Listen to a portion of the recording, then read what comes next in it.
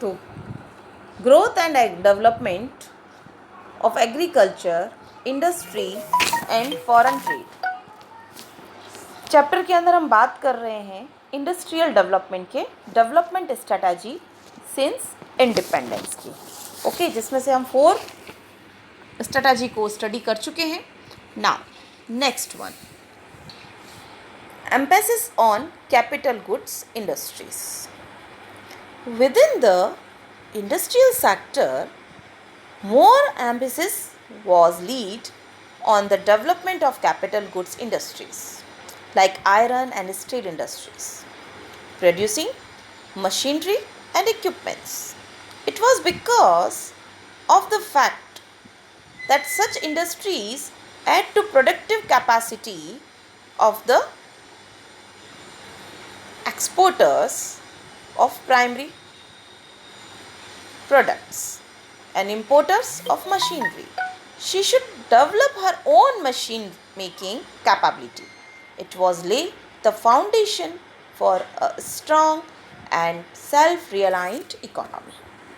तो इस स्ट्रेटजी के अंदर जो हमारे कैपिटलिस्ट थे वो ये चाहते थे कि क्यों ना जो चीज़ें, जो मशीनरी, जो इक्विपमेंट हम बाहर से इंपोर्ट कर रहे हैं उन्हें देश के बाउंड्रीज़ में ही बनाया जाए, है ना।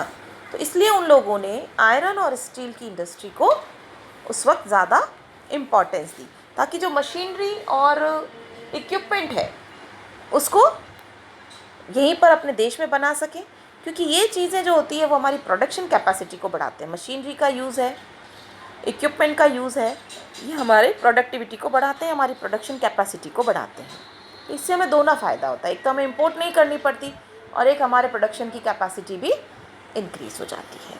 ठीक है, इसीलिए ज़्यादा से ज़्यादा आयरन और स्टील की फैक्ट्रीज उस वक्त इस्टेब्लिश की गई ना। Next one is policy of import substitution. देखिए, हमने पहले भी इसके बारे में बात की कि हमें इम्पोर्ट के सब्स्टिट्यूशन निकाल लेना चाहिए या फिर इम्पोर्ट को कम कर देना चाहिए। क्लियर? तो अभी हमने यही किया, इंपोर्ट को कम कर दिया, हमने मशीनरी को अपने ही देश में बनाना शुरू किया। एक तो हो गया, इंपोर्ट को हमने कम कर दिया। दूसरा, आप उसका सब्स्टिट्यूशन ढूंढ लो, जो चीज़ें आप बाहर से मंगवा रहे हो। तो import substitution has been an integral parts of India's development policy since the mid 1950s. Import substitution means replacing the imported goods by domestically produced goods. Okay, for instance, the instant of importing vehicles made in a foreign country, industries would be encouraged to produce them in India itself. जो बाहर से हम लोग vehicles वगैरह purchase करते थे उसको ये कहा गया कि क्यों ना देश में उसका अल्टरनेटिव निकाल लिया जाए, उसका सब्स्टिट्यूशन निकाल लिया जाए, उनको यहीं पर प्रोड्यूस किया जाए, है ना। इससे हमारे इंपोर्ट और भी कम हो जाते हैं और हम सेल्फ रिलायंट तो होते ही हैं। Clear? And other one, under this policy the government protected the domestic industries from foreign competition, है ना। And next one, the policy is import substitution was aimed to saving of foreign exchange. Obviously जब हम हमारे घर में चीज़ बनाएंगे, बाहर से नहीं खरीदेंगे, तो हमारे फॉरेन एक्सचेंज तो बचे ही ना। तो फॉरेन एक्सचेंज बच जाते हैं और दूसरा हम सेल्फ रिलायंट हो जाते हैं, है ना, खुद आत्मनिर्भर बन जाएंगे। उसके बाद आती है बात, protection took place in form of tariff and quotas. Tariff क्या होता है? टैरिफ एक टैक्स होता है जो इंपोर्ट पे लगता है, जो भी हम इंपोर्ट करते हैं उस पे लगता है। हमारा इंपोर्ट इतना महंगा क्यों होता है? क्योंकि उस पर टैरिफ लगता है। एक तो 1 रुपये की चीज़ हमने मंगवाई, उसके ऊपर 2 रुपये हम टैक्स दे रहे हैं। भाई साहब, हमारे घर में उसको 3 रुपये में पड़ रही है तो हमको महंगा पड़ता है।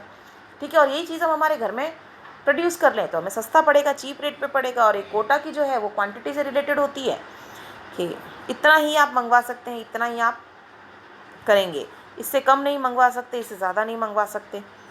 तो दोनों के ही बंधन से हम क्या हो जाते हैं? मुक्त हो जाते हैं, फ्री हो जाते हैं। Clear?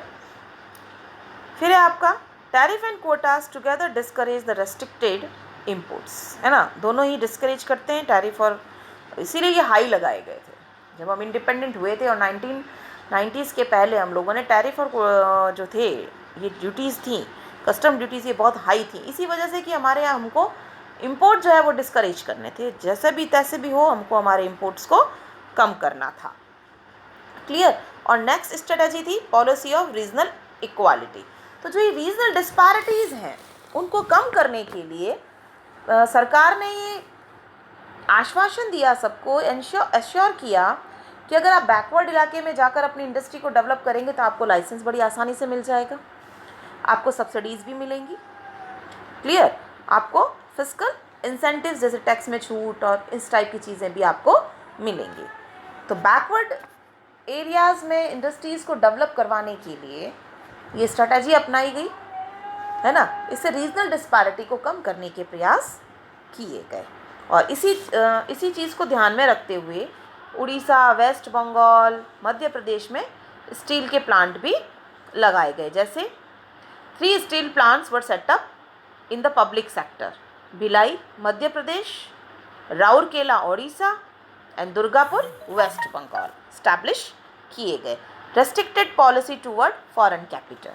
In 1991, Government of India adopted a very restricted policy towards foreign capital. The idea behind this policy was to protect the domestic industry from international competition. The main features of the policy were as follows. Direct foreign investment in India was permitted on a highly selected basis. No foreign investor could hold more than 40% share in equity of a company. कर ही नहीं सकता, मतलब बहुत restriction के साथ इस पे काम किया गया कि ज़्यादा फॉरेन डायरेक्ट इन्वेस्टमेंट नहीं आना चाहिए। क्यों नहीं आना चाहिए? आप कॉमर्स के बंदे हो, आपको सबको पता है कि अगर किसी कंपनी में किसी का 51% शेयर हो जाता तो वो कंपनी उसकी हो जाती है। इसीलिए इसकी लिमिट कर दी गई कि फॉरेन डायरेक्ट इन्वेस्टमेंट अगर आएगा तो 40% तक ये कंपनी में वो इन्वेस्ट कर सकता है, इससे ज़्यादा वो नहीं कर सकता, ताकि हमारी इंडस्ट्रीज़ पर, हमारी कंट्री की इंडस्ट्रीज़ को कोई खतरा नहीं हो और वो टेक ओवर नहीं कर ले। इसको ध्यान में रखते हुए फॉरेन डायरेक्ट इन्वेस्टमेंट के भी रूल बहुत कड़क बनाए गए और फ्लो बनाए रखने के लिए, फॉरेन कैपिटल का फ्लो बनाए रखने के लिए और उस पर स्ट्रिक्ट रेगुलेशन बनाए रखने के लिए, अपना कंट्रोल बनाए रखने के लिए फॉरेन एक्सचेंज रेगुलेशन एक्ट 1973 का को भी सेटअप किया गया।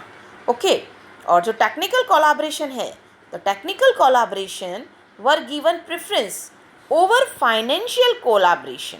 Okay, such collaborations could be entered in for a fixed period of time, कुछ समय के लिए होता था, फिर उसको ख़त्म कर दिया जाता था। तो इस तरह की ये सारी स्ट्रेटजी हमारे इंडस्ट्रियल डेवलपमेंट के लिए उस वक्त इंडिपेंडेंस के जस्ट बाद में हम लोगों ने अडॉप्ट की। नेक्स्ट टॉपिक हमारा इंडस्ट्रियल पॉलिसी ऑफ 1956 होगा। हमारी जो फर्स्ट इंडस्ट्रियल पॉलिसी है इंडिया की, इंडिपेंडेंट इंडिया की फर्स्ट इंडस्ट्रियल पॉलिसी 1948 में शुरू की गई थी। जो इंडस्ट्रियल पॉलिसी 1956 है, ये सेकंड पॉलिसी है जिस पर हमने, इस पॉलिसी के अंदर हम लोगों ने बहुत ज़्यादा इंडस्ट्री पर फोकस किया था।